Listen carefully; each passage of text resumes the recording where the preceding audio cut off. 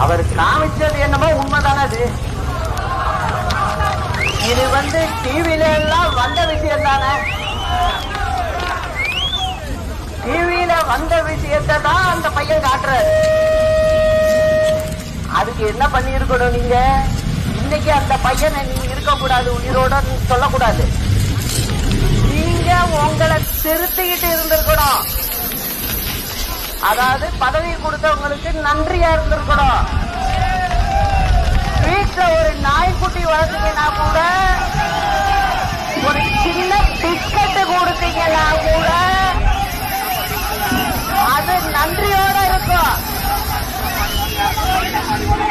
அது கூட இல்லாம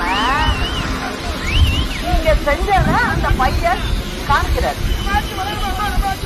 அதுல காமிக்கிறதுல என்ன தப்பு இல்லையே? நடந்ததை அந்த பையன் காட்டுறாரு.